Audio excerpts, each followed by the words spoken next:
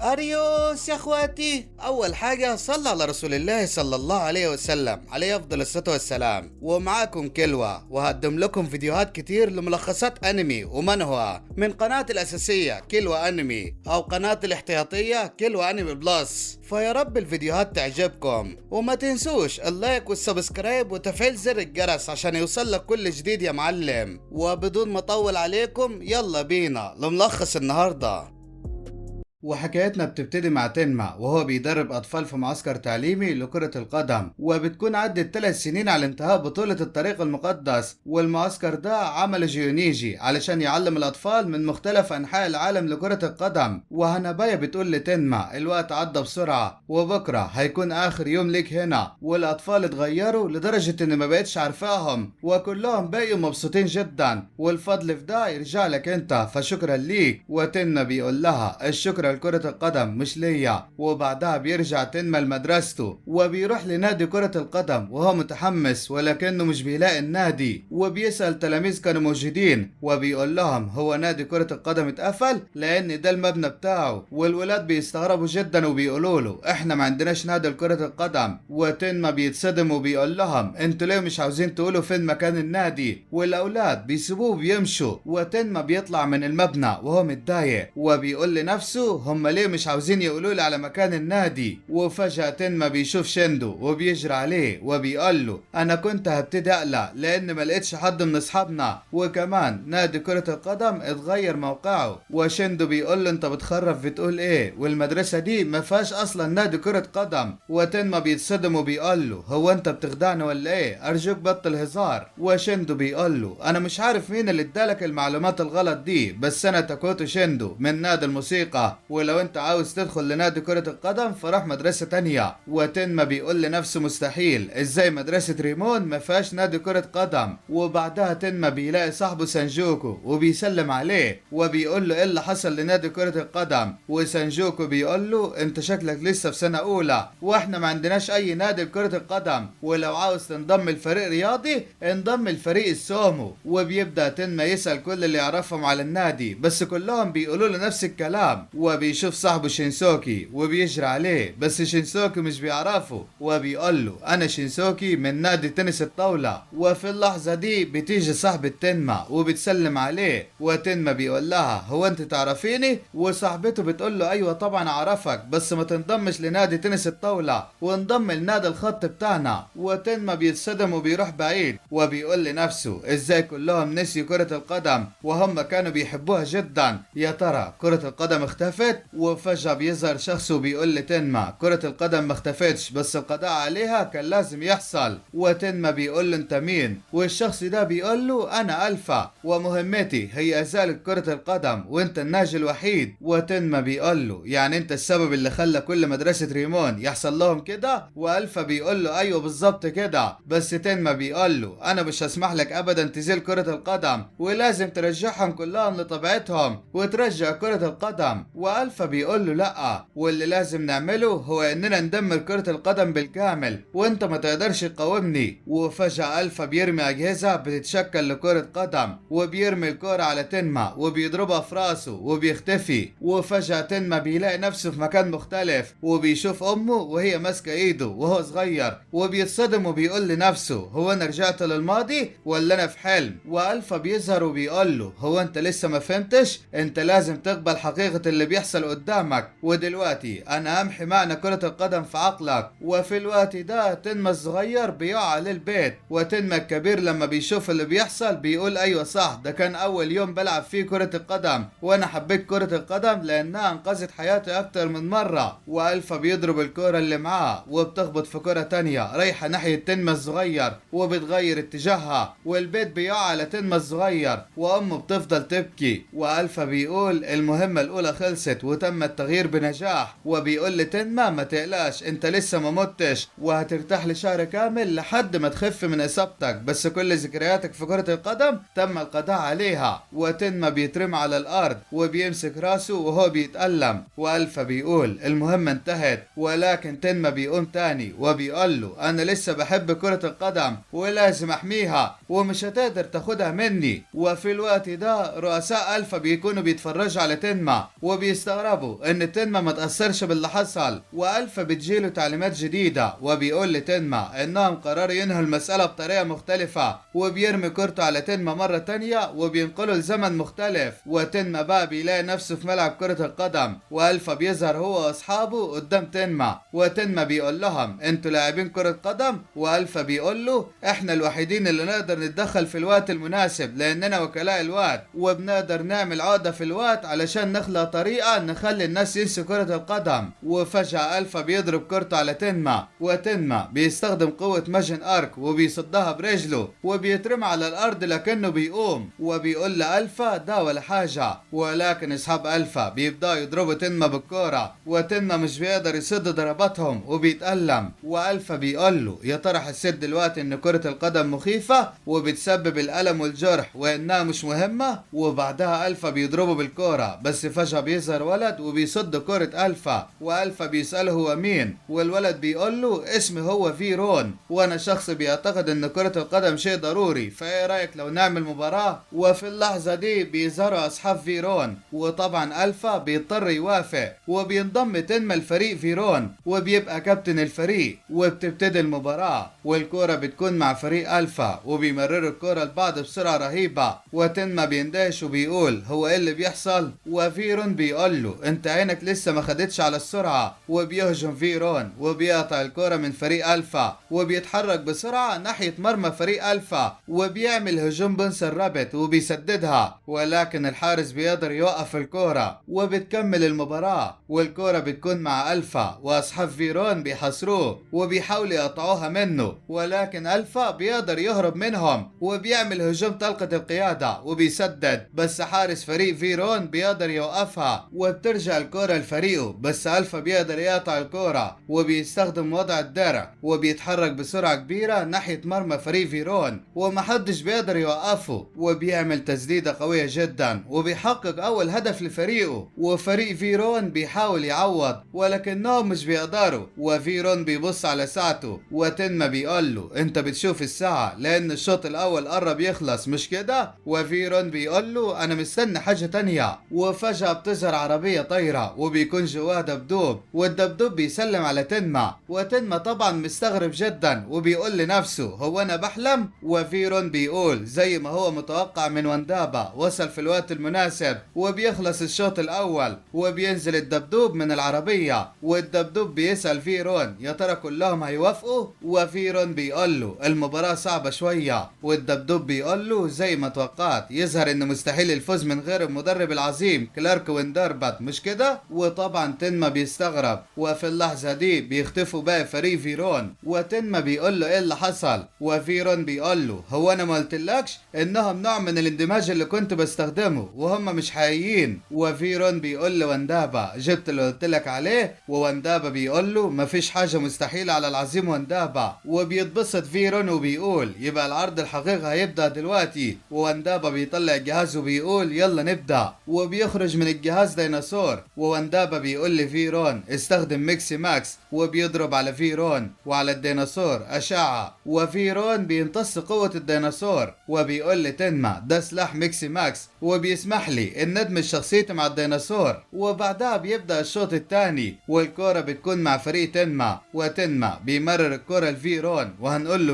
وفي بيقدر يعدي من المدافعين بسهولة وبيمررها لتنما، بس بيهجم عليه 2 مدافعين وبيتحركوا بسرعة كبيرة، وفي بيقول لتنما ما تستخدمش عينك وركز، وتنما بيعمل كده وبيعدي منهم بس بيقطعها لاعب تاني، وتنما بيستخدم هجوم الفخ المفاجئ وبيسرقها منه، وبيقف قدامه 2 لاعبين وبيقولوا له مش هنسمح لك تسدد، ولكن تنما بيستخدم الضربات العدوانية وبيعدي منهم وبيمررها لفي، وفي بيوصل المرمى وبيستخدم تسديدة شعلة الأجداد، والحارس بيحاول انه يوقف الكرة ولكنه مش بيقدر، وبيتعادل فريق في مع فريق ألفا، وألفا بيضطر يستخدم وضع الدرع مرة تانية وبيمرر الكرة لأصحابه، وأصحابه بيعملوا تمريرة مثلث برمودا وبيضعفوا بيوقفوا دفاع فريق في، وبيقدر ألفا يجيب هدف تاني، وبترجع الكرة الفريق في، وفي بيجري بيها وألفا بيحاول يوقفه، وبيصطدموا هما الاتنين. وفجأة ألفا بيجيله اتصال من رؤسائه وبيقولوا له إن الكسر اللي اتعمل في تاريخ تنما اتغير من شخص مجهول، وهيكون صعب تغيير القصة للمرة التانية لأن ده هيأثر في تدفق الوقت، ووقفوا المهمة بشكل مؤقت. وألفا بيقول لأصحابه على اللي حصل، وفي بيسألوا فيه إيه، وألفا بيقول له المباراة اتأجلت وبيمشي مع فريقه. وتنما بيستغرب وبيقول لي في إيه اللي هيحصل دلوقتي لنادي كرة القدم، بس في ما بيردش عليه. وبعدها في بيقول لتنما إحنا جينا من المستقبل علشان نمنع اللي عاوزين يمحوا كرة القدم، وبالنسبة لهم كرة القدم حاجة وحشة وهم اللي بياخدوا القرارات للعالم واسمهم الدورادو. وفي الوقت ده ألفا بيكون قدام رؤسائه وبيعتذر لهم عن اللي حصل، بس هم بيقولوا له انت عارف ان الغلطة دي مستحيل نغفرها، وان العالم ممكن يتدمر لو كرة القدم ما انتهتش، وان اعدائنا هم اطفال وعاوزين يهزمونا ويسيطروا علينا، وزعيمهم فيه بيشكل تهديد كبير للبشرية ولازم ندمرهم في اسرع وقت ممكن، وكرة القدم هي الحاجة اللي نشأتهم، وعلشان كده لازم نبطأ من نمو كرة القدم لحد ما نصلح الغلط اللي حصل في تطور البشرية. وألفا بيقول لهم فهمت، ورئيسه بيقول له ما تخيبش امل يا ألفا. واما في فبيقول لتنما ان الدورادو بيخافوا من الاطفال، وعلشان كده بيحاولوا انهم ينهوا كرة القدم، وكأن الجيل ده ما اتولدش اصلا، ولان كرة القدم مهمة لكل الناس، احنا جينا هنا علشان ننقذكم وهحمي كرة القدم معاك. وتنما بيشكره وبيسلم عليه، وفي بيقول له احنا دلوقتي محتاجين نرجع نادي ريمون لكرة القدم، وعلشان كده هنروح للمكان اللي اتولد فيه نادي ريمون، وده كان من 11 سنة في اليوم اللي مامورو اندو انشأ فيه النادي. وتنما بيقول له يعني هننتقل بالزمن، وفي بيقول له ايوه علشان نخلي كل حاجة ترجع لوضعها الطبيعي. وتنما بيركب عربية واندابا اللي بتطلع آلة للسفر عبر الزمن،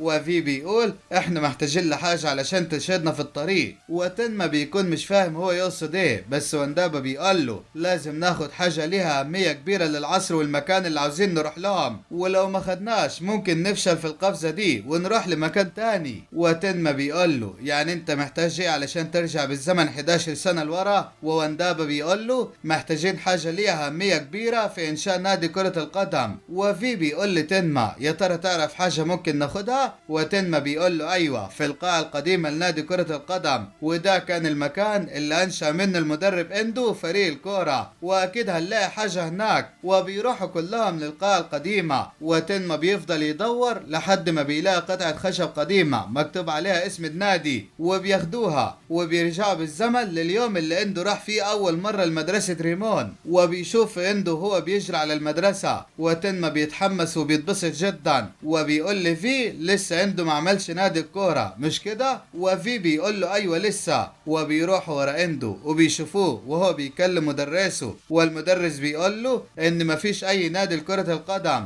وبعدها اندو بياخد الاوضه المهجوره وبينظفها مع صاحبته اكي وبيحضرها علشان يخليها نادي للكرة. وفي نهايه اليوم بيمشي اندو مع اكي من المدرسه، وتنما واصحابه بيكونوا وراهم. واندو بيقول لاكي في حاجات كتير عاوز اعملها لما يكون النادي مستعد، وفي بطوله اسمها بطوله الحدود. وفجاه بيظهر الفا وفرقته قدام اندو، والفا بيقول له انت مش هتعمل نادي ريمون لكرة القدم. واندو بيقول له وانت مين علشان تقرر كده؟ واكيد هعمل النادي وهجيب ناس بيحب الكورة. بس الفا بيقول له مفيش حد بيحب الكورة. واندو بيقول له انت بتخرف بتقول ايه؟ اكيد في ناس بيحب الكورة زي انا. ولكن الفا بيقول له انت هتكره الكورة. واندو بيقول له مستحيل. والفا بيقول له هنشوف، وبيشغل الجهاز بتاعه على وضع الازاحة وبينتقلوا من المكان. وتنما واصحابه بيروحوا وراهم، ولما بيوصلوا تنما بيستغرب وبيقول ايه المكان ده؟ وفي بيقول له ده ملعب الحدود لكرة القدم، وده هو المكان اللي هيقاتل فيه اندو علشان يبقى اللاعب رقم 1 في اليابان. واندو بيقول لألفا ايه معنى اللي بيحصل ده؟ والفا بيقول له انت هتلعب مباراة ضدنا. واندو بيستغرب، وفي اللحظة دي بيتدخل تنما وبيقول لاندو الناس دول عاوزين ينهوا كرة القدم، وانا جيت هنا علشان احمي كرة القدم اللي بحبها. واندو بيصدق كلامه وبيثق في تنما، وبيقول لألفا انا هلعب ضدك مباراة وهوريك ان لعب الكرة ممتع. وفي وفرقته بينضموا لاندو، وبتبدأ المباراة ما بين فرقة فرقة اندو وفرقة الفا، والكرة بتكون مع الفا وبيجري بيها ناحية المرمى واصحابه بيوقفوا فيه، وتنما بيحاول انه يقطع الكرة ولكن الفا بيرمي الكرة بقوة على لاعبين فريق في وبيوقعهم على الارض، واندو بيقول له استنى كرة القدم مش كده، بس الفا بيقول له انت اللي ما عندكش المهارة الكافية، واندو بيقول له كرة القدم مش لأذية الناس، وتنما بيقول له ايوه صح كرة القدم للمتعة، ولكن الفا بيقول لهم لازم كرة القدم تنتهي، وبيسدد تسديدة قوية جدا، واندو بيقول له تفتكر ان هاف واتفرج على كرة القدم وهي بتتدمر، وبيستخدم دفاع يد الملك وبيقدر يوقف الكرة، ورئيس الفا بيقول له خلي بالك ده تأثير الجدول الزمني بسبب وجود نسخات كتيرة من اندو في العوالم الموازية، وقوة اندو زادت جدا، واندو لحد دلوقتي لسه مش موجود في البيانات بتاعتنا، واندو بيباص الكرة لتنما ولكن لاعب فريق الفا بيقطعها وبيجري بيها، وتنما بيجري وراه وسرعته بتبقى كبيرة جدا، وواندابا والباقيين بيستغربوا، وتنما بيستخدم الفخ المفاجئ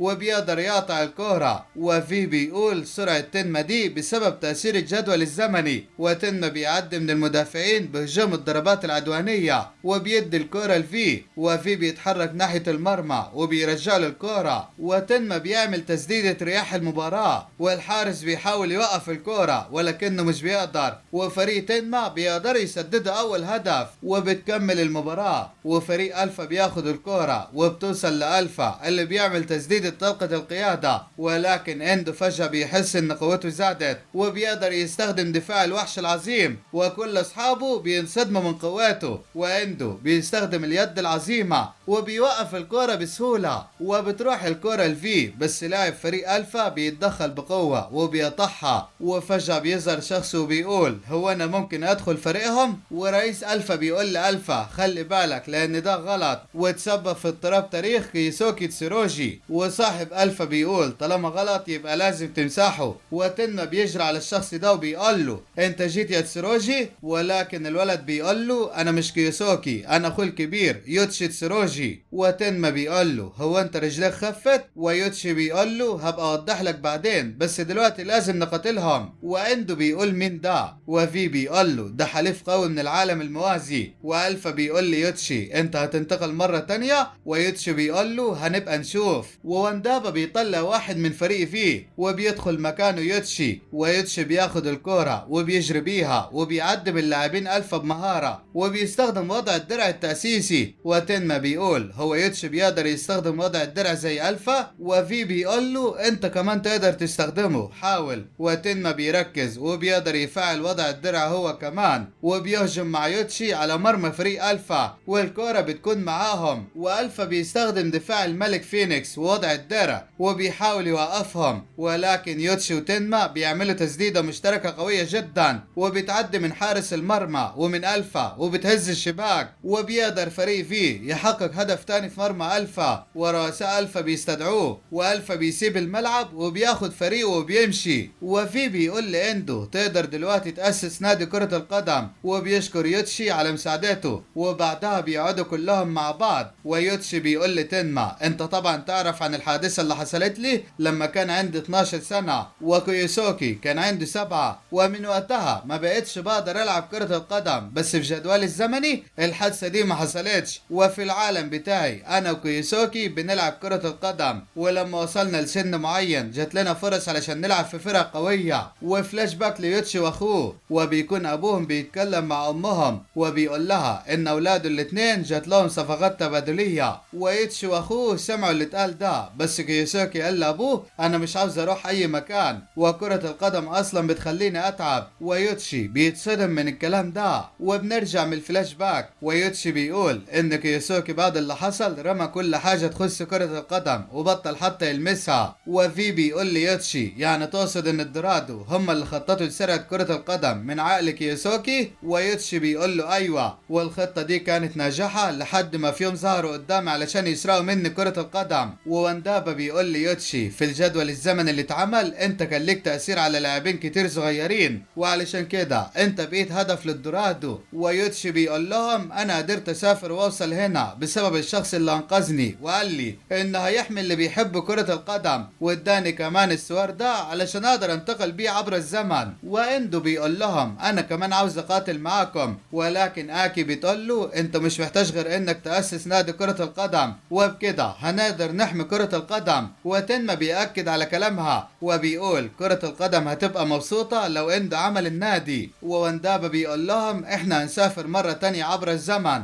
وبيدخلوا للعربية وبيودعوا اندو واكي، وبيروح تنما واصحابه لبيته علشان يرتاحوا. وبكده يكون نهاية حلقتنا للنهاردة، فما تنسوش اللايك والسبسكرايب وتفعيل زر الجرس علشان يوصل لكم كل حلو وجديد. ويا رب دايما تكونوا بخير، واريوس يا اخواتي.